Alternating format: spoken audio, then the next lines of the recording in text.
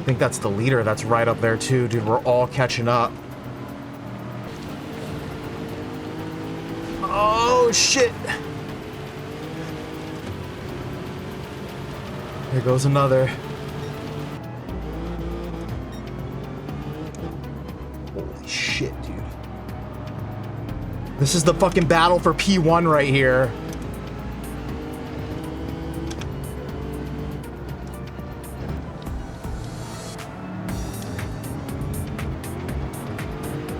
Holy shit, dude. What is this?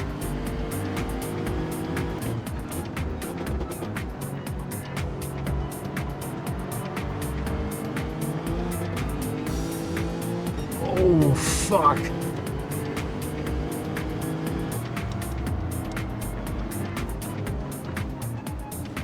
Oh, fuck. Give him a pen. There we go. Hey, what the fuck? Oh shit! Am I ghosted? That's bull. Bro with a 4-second penalty up here. Holding everybody up, literally blocking this poor other guy.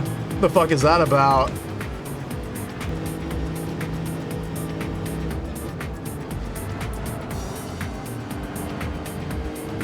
Bro, hey!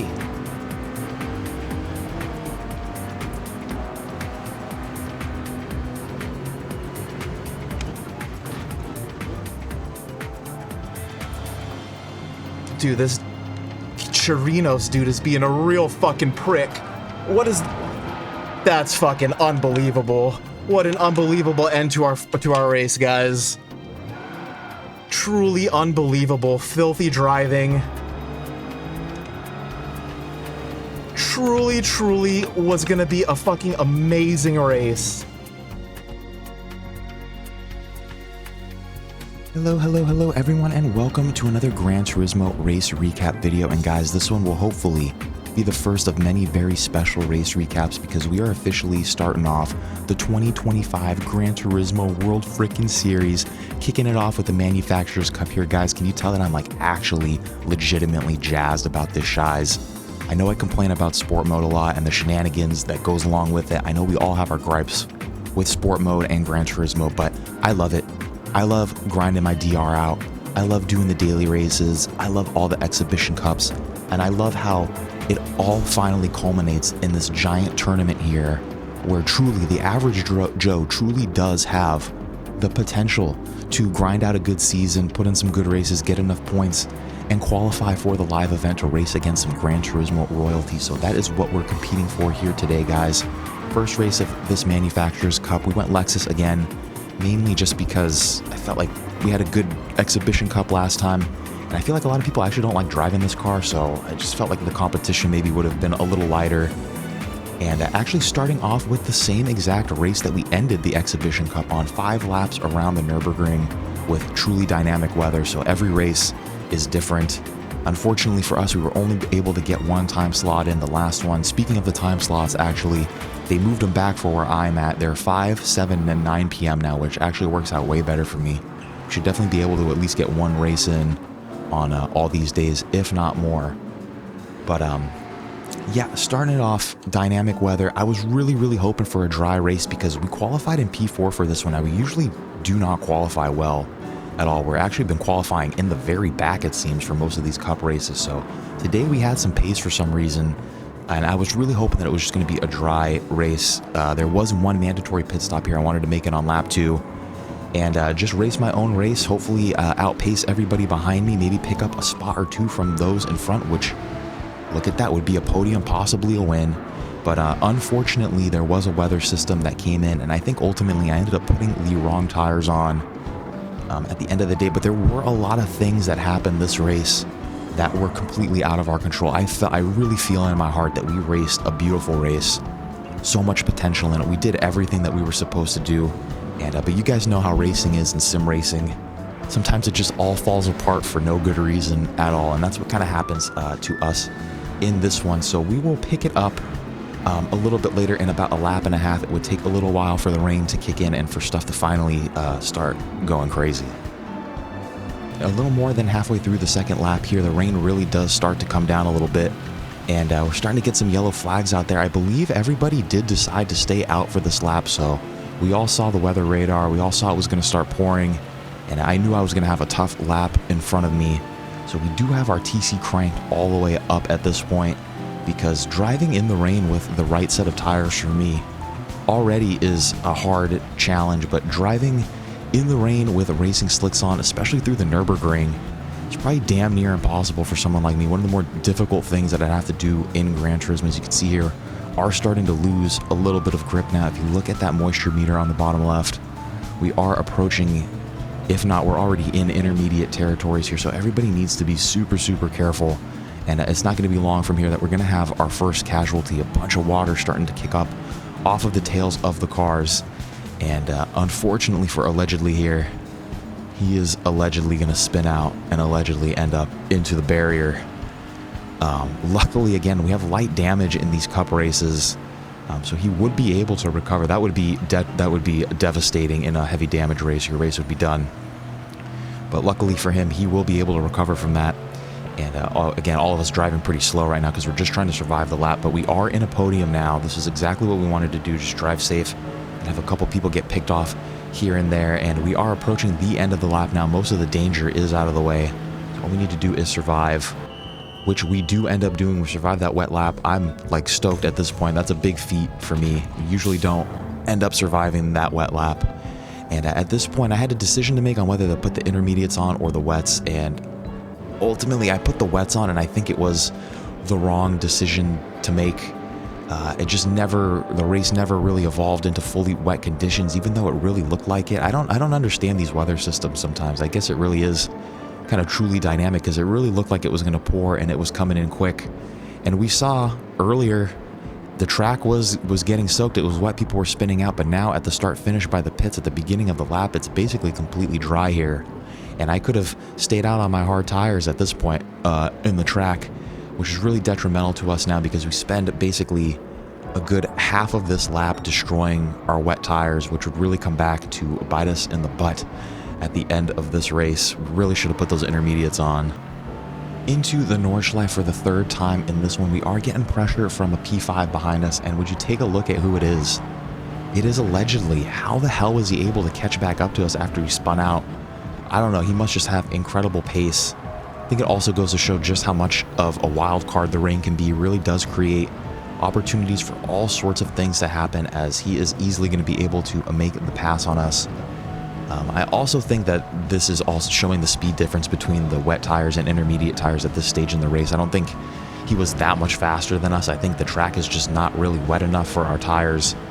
And at this point, I'm really praying for the rain. I don't understand where it is. I was really thinking it was going to be way wetter. As every corner I take, I'm looking at my tire where I feel like I could visibly see it going down with every corner that I take. And we're not even 3 minutes into our first lap with these wet tires, and I'd say we're getting pretty close to 25% shredded already, which is not good. And finally, a little bit later in the lap, it does start to get a little bit wetter, but still getting pressure from those behind us. We got Roman gonna make the pass on us again. I'm just assuming that everybody has intermediate tires on at this point, so I decide to play it cool and just let him pass. I don't want to be battling, and it pays off for us to be patient. This poor Ronan is going to do all of the heavy lifting for us. He's going to spin himself out, and we're easily going to be able to resecure our P5. And I'm looking at that moisture meter. I'm starting to feel a little better about the race. It does look like it's starting to get wetter, at least in this part of the track. So kind of thinking that maybe, possibly, I've made the right decision on these tires as long as I can survive the rain. Coming up to the carousel here, we are going to make one of the bigger mistakes of our race that is going to allow Chirinos to make the pass on us. We're just going to completely miss the carousel, and if you do that, especially if someone's close behind you, you're definitely losing your position. Camber on that carousel just helps you, keeps you glued to the track so much better, and you really do lose a lot of time if you don't hit that perfect. So unfortunately, we have lost our P5 and a P6 now with Chirinos in front of us, and we're going to keep an eye on him throughout this race, because he is really going to kick off a series of events that really puts a damper on our race, and we'll see that a little later. And just as everyone was finally starting to sort themselves out a little bit, allegedly he's going to spin himself just one more time. And is that actually in the same exact place that he's been doing it this whole race? I'm not quite sure. But at a certain point, it does become comical watching the same thing happen to the same person. I'm sorry, brother. But we did have a great run on Chirinos. I did think for a second of trying to possibly make some sort of move on him there, but decided to revert back to our philosophy of let's play it cool in the rain, let's play it safe. Don't put yourself in that vortex of danger, especially when the race leader is still right there. Got to be only a couple seconds in front of us, and it does look like the rain is getting heavier and heavier. So I'm thinking, man, we are 100% in contention for the podium, if not that race win. But coming up to the start of lap 4, just as I said, it looked like it was starting to come down, the rain. Now it looks like the track is drying out as we have Gene and the Beetle next to us on our left. I'm really trying to defend my position here, purely 100% out of ego. Did not want to get overtaken by that Beetle, but I run a little wide here. Our tires are starting to get a little shredded. He is going to be able to overtake us. No big deal again. Just trying to play it safe before we go into the Nordschleife for the 4th time here. You guys are about to witness the start of some incredible racing. And so here we go. How many cars do we have here? 1, 2, 3, 4, 5. I'm 6, 7, 8 right behind me. An 8-man battle for P1 here in lap 4. Really unbelievable. And we are getting pressure from P7 behind us. And look at who it is. Again, another person that spun out. Roman. How are they able to catch up to us? It just really goes to show how the rain clumps everybody up here, as Roman is going to be able to make the nice pass. And the racing is really starting to get incredible. Coming up to the straight, Gene is going to kind of smash Chirinos here. Now, the more and more I watch these replays, I make this video, I watch the shorts I made, I realize, our biggest problem was with Chirinos, but it also seemed that Gene was pretty aggressive out there too, doing some crazy stuff. Also kind of played a part in what happened to us later. Just too many people going crazy, too close to each other in the rain, as Roman is going to go off track here, and these two guys in front of me are going to get super lucky that all 3 of them didn't get wiped out there and everybody fell into line. Just super lucky. Really starting to pick up some speed, and also trying to keep a safe distance behind everybody. Coming up to this kind of heavy braking zone, Trina's going to brake a little early there, and I almost run into the back of him. Luckily, I didn't. And for some reason, the guy's going to decide to brake late here and completely demolish Roman, again, going off track for a 2nd time. And Chirinos is going to get slapped with that 4-second penalty. And now, guys, pay attention here. I don't know if you noticed that little booty wiggle there. It's ever so subtle, but stuff like that is a pretty good sign that someone is about to lose their absolute mind. So we got more people going off track. I believe that was P1 that just went off track there. The lead is changed. But I'm really starting to get concerned about Chirinos. I think that he is going to do something crazy as he goes off track one more time. I kind of think again about making the pass on him, but I don't think I'm going to be able to make it through this section of the track, and really nowhere for me to go as the Beamer goes off us into a P5 here. And the strangest thing that happens, for some reason that Beamer was just remained ghosted through the car behind me and then through me as well. I think that's kind of complete and utter nonsense, as he's going to retake that P5. But I guess it's really no big deal. We still have quite a chunk of race left, and again, we're still in the contention for at least the podium, so I'm happy. And again, I don't know if you guys can see what's happening here, but the Beamer is trying to get past Chirinos, and I would say that Chirinos is 100% blatantly blocking this man at this point, which I think is completely ridiculous. He's got a 4-second penalty. It doesn't matter if you block him here, you block him later. You're going to lose the position when you serve your penalty anyway. So I'm really starting to get concerned about his mental state at this point. And you're about to see here, him and Gene both going to, I don't know if this was intentional or not, both going to wall ride a little bit. And I'm going to try to go to the left. And Chirinos, the motherfucker, is going to fucking try to push me off track. What a piece of shit, straight up. Fuck you. Gene also running me a little wide. Not the biggest deal there, but kind of putting me back into this little position with Chirinos where he's going to push me wide again, and we're actually going to end up getting spun by Roman of all people. How is he able to catch up to us again? I don't know, and why he spun me there. Again, just people getting too nuts in the rain and too close to each other, getting closer to the end of the race. It was the last race of the night. People start losing their minds. They want their points, and it's just really incredible to see some of the greatest racing that I've had 1 second interrupted by some of the craziest nonsense that I've ever seen in a very long time in a P11 now. Absolutely heartbreaking. And here we are on the last lap. Now, we did have the thought of also going into the pits like some of these other guys did, which is really what we should have done. We should have thrown those hard tires on because the track, for most of it, is essentially pretty dry.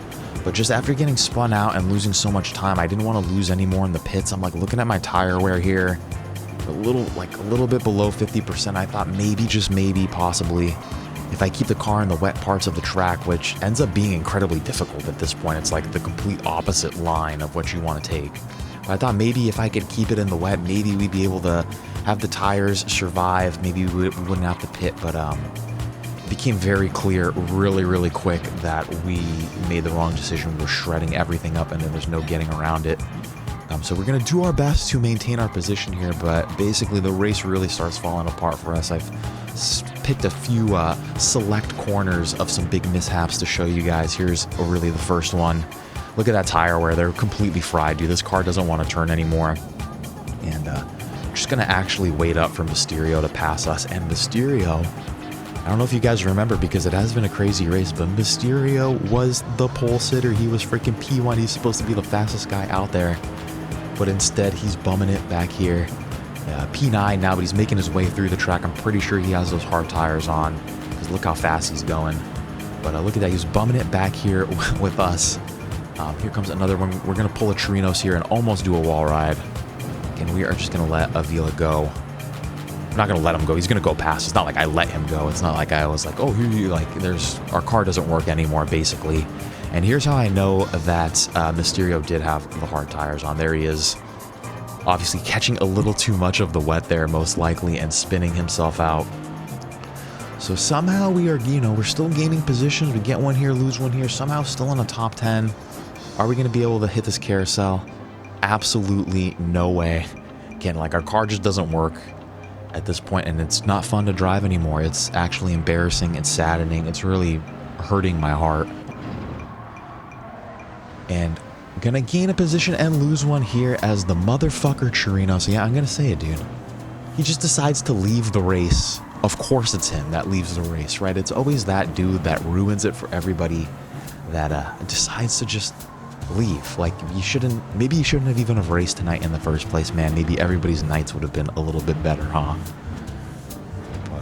Here we go. We got Mysterio coming up behind us again. This time I do just let him go. I could have blocked him off a little bit and made him take the wet line. I think would have been, not blocked him, but kind of forced him to try to take the wet line. I think would have been a legal move, but that would have been a complete dick move for me. And I'm not interested in it anymore. I'm just interested in bringing this car around to finish the race, coming up on the straight here, still in P11. At least we're not in last place, right? We have one more braking zone to get through. And I'm going to spoil it for you guys right now. We're not going to get through it. Look at our front tires completely dead. We're going to freaking crash into the wall and we're going to lose our P11 in the last like 5 seconds of the race. But I just wanted to take this time here at the end to thank you guys for being there. Rose, thank you so much for being there. I love you so much. And Vox, thank you for dropping by too. I appreciate you. And everybody else that dropped by in there too, thank you so much. I know this one was a little bit disappointing, but again, I feel like we did everything that we were supposed to do. I feel like we raced a good race. Sometimes shit just happens that is out of your control, but hopefully we will be back for the next one. We got Interlagos, a little sprint race around Interlagos. There we go. That's us off of the track right there, about to lose our position. But next one, 12 laps at Interlagos. Guys, I hope to see you there. And until then, I hope you guys have some cleaner racing than I had. Kiss, kiss, kiss. I love you all. Until next time, I will see you. Stoosman, out.